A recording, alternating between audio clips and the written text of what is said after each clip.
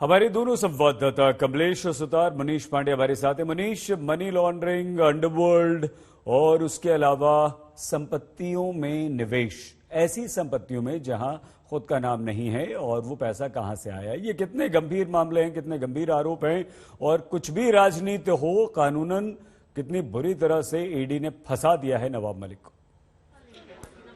जी देखिए, कहीं ना कहीं अगर प्रवर्तन निदेशालय की बात करें तो इन्फोर्समेंट डायरेक्टरेट के जितने भी मामले हमने देखे हुए हैं वो काफी गंभीर रहते हैं।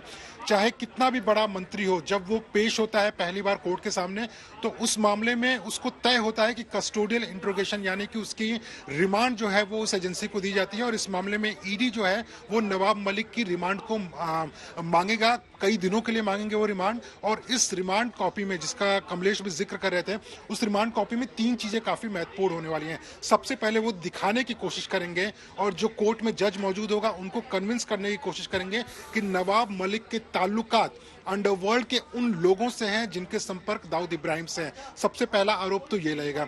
दूसरा आरोप ये लगेगा कि नवाब मलिक एक बड़ी हस्ती हैं, उस हस्ती पर रहते हुए उन्होंने सस्ते दाम पर उन प्रॉपर्टीज को खरीदा, और वो भी उन लोगों से खरीदा जिनके ताल्लुकात खुद अंडरवर्ल्ड से हैं, जो कि मुंबई के कुर्ला में है। तो ये दूसरा आरोप लगेगा। तीसरा ये आरोप लगाएंगे कि जांच के दौरान उनको कई ऐसे गवाहों के बयान मिले, इसके अलावा कई ऐसे सबूत मिले जिससे साफ तौर पे ये लगता है कि नवाब मलिक ने बेनामी प्रॉपर्टीज वहां पर खरीदी हुई हैं मुंबई में, और उनके ताल्लुकात भी अंडरवर्ल्ड से हैं। तो ये 3 बड़े आरोपों के आधार पर इन्फोर्समेंट डायरेक्टरेट यानी कि प्रवर्तन निदेशालय नवाब मलिक की कस्टडी की मांग करेगी। तो कानूनी कार्रवाई तो अपने हिसाब से चलती रहेगी सईद, लेकिन जब भी हमने देखा है कि जब मामला इन्फोर्समेंट डायरेक्टरेट का आता है, प्रवर्तन निदेशालय का आता है, तो ना सिर्फ जो एजेंसी, ना सिर्फ दूसरी एजेंसी, बल्कि जो कोर्ट है वो भी काफी संगीन तरीके से लेता है। और जो भी मिनिस्टर हाल फिलहाल में हमने देखा है, चाहे वो पी चिदम्बरम की गिरफ्तारी की बात कर लीजिए या अनिल देशमुख की गिरफ्तारी की बात कर लीजिए, जब भी ईडी गिरफ्तार करती है तो कई महीनों तक जमानत भी नहीं हो पाती है, क्योंकि मनी लॉन्ड्रिंग एक्ट के तहत किसी की भी गिरफ्तारी काफी संगीन मामला बन जाता है।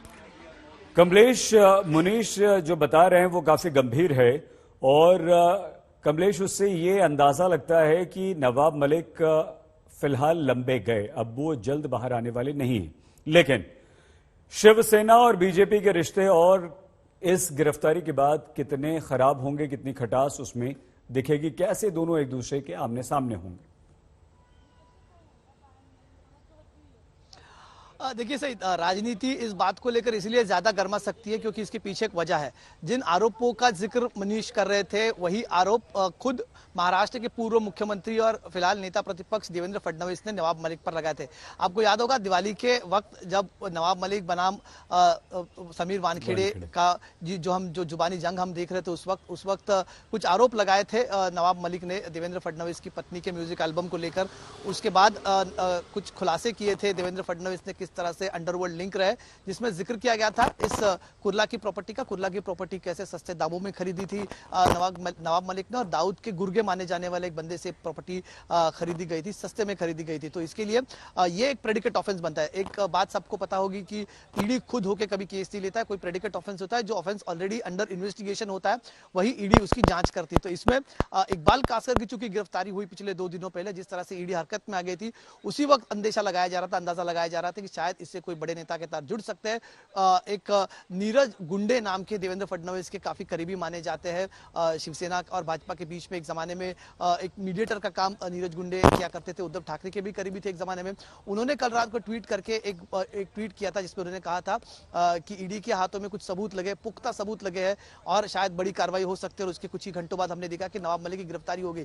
तो इसीलिए जिस तरह से राजनीतिक बयान पिछले कुछ दिनों में आया है, इसको लेकर राजनीति महाराष्ट्र में गर्मा सकती है, और शायद इसी का आधार लेकर महाविकास आघाड़ी के नेता केंद्र सरकार पर, केंद्रीय एजेंसीज पर निशाना साध सकती है। इसलिए मैं लगातार ये बात कर रहा हूं कि जब शरद पवार और उद्धव ठाकरे मिलेंगे शाम को, तो यही एजेंडा रहेगा। फेडरल स्ट्रक्चर पे बात होगी, जिस तरह से राज्यों के अधिकारों पर केंद्रीय एजेंसीज द्वारा एक तरह से एनक्रोचमेंट किया जा रहा है, उसकी बात लगातार उद्धव ठाकरे करते। उस मुद्दे को लेकर फिर से एक नई बहस शुरू हो सकती है। अगर दोनों नेता प्रेस से रूबरू होते, मीडिया से बात करते, तो क्या यही मुद्दे उठाएंगे?